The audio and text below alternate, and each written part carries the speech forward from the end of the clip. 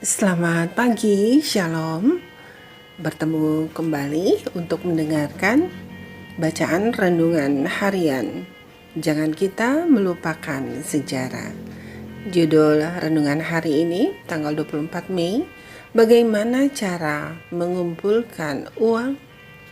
Ayat inti terdapat di dalam kitab 1 Korintus 16 ayat 2. Demikian firman Tuhan. Pada hari pertama dari tiap-tiap minggu, hendaklah kamu masing-masing sesuai dengan apa yang kamu peroleh, menyisihkan sesuatu dan menyimpannya di rumah, supaya jangan pengumpulan itu baru diadakan kalau aku datang. Mari kita dengarkan penjelasannya.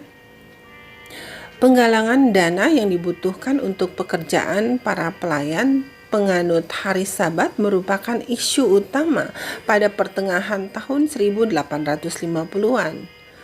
Samuel H. Rhodes dari Brookfield, New York, tanpa disadari menjadi katalisator untuk memicu dialog tentang perencanaan dalam memberi ketika pada Desember 1856 ia mengirim $2 Amerika Serikat kepada Review dan memberitahu James White bahwa ia percaya 1 Korintus 16 ayat 2 yang mendefinisikan tugasnya, yaitu bahwa setiap hari Minggu ia harus menyisihkan uang untuk pekerjaan Tuhan. White sangat gembira dengan kemungkinan adanya perencanaan seperti itu.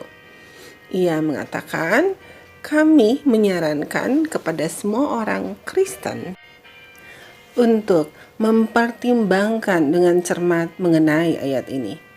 Jelas ini adalah pekerjaan pribadi yang harus dilakukan oleh setiap orang dalam takut akan Tuhan.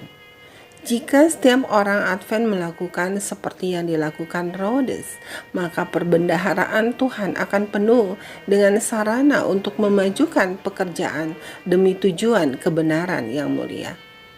3 minggu kemudian, seorang individu lain mengirimkan uang ke kantor Review dengan mengutip ayat yang sama. White mencatat bahwa tidak ada sistem perencanaan yang lebih baik yang dapat dirancang daripada yang diperkenalkan oleh Rasul. Pegang teguh itu, tantangannya kepada para pembacanya. Namun, seperti yang ditunjukkan oleh teman saya, Brian Schreier, mereka tidak berpegang teguh. Akibatnya, pada bulan April tahun 1858, White menulis bahwa keputusasaan yang berulang-ulang membuat sedih dan mematahkan semangat para pendeta kita. Beberapa pindah dengan harapan akan didukung oleh saudara-saudara mereka, tetapi saudara-saudara mereka sering gagal melakukan tugas mereka. Itulah sebabnya beberapa pendeta terpuruk dan jatuh miskin, kesehatannya memburuk, dan dilingkupi keputusasaan. Pada saat itu, James White yang agak putus asa juga muncul dengan rencana kedua untuk meringankan masalah tersebut, yaitu mendesak orang-orang percaya untuk mengirimkan sejumlah uang yang sama dengan pajak tahunan yang mereka berikan kepada negara.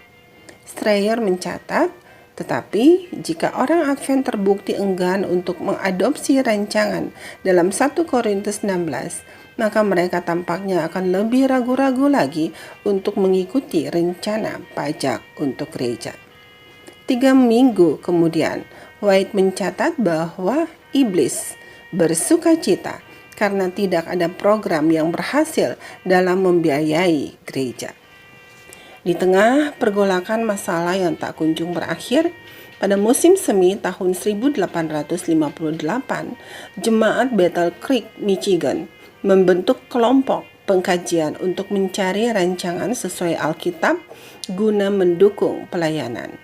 Di bawah pimpinan J.N. Andrews, kelompok tersebut mengembangkan konsep yang diterima pada awal tahun 1859.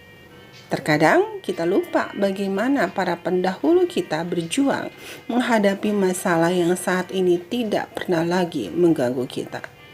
Kenyataannya adalah bahwa kita berdiri di atas bahu mereka setiap hari, mengambil manfaat dari percobaan dan solusi yang mereka temukan. Kita harus belajar dari perjuangan mereka. Saudaraku yang kekasih dalam Tuhan Yesus, demikianlah renungan harian hari ini. Tuhan Yesus memberkati. Amin.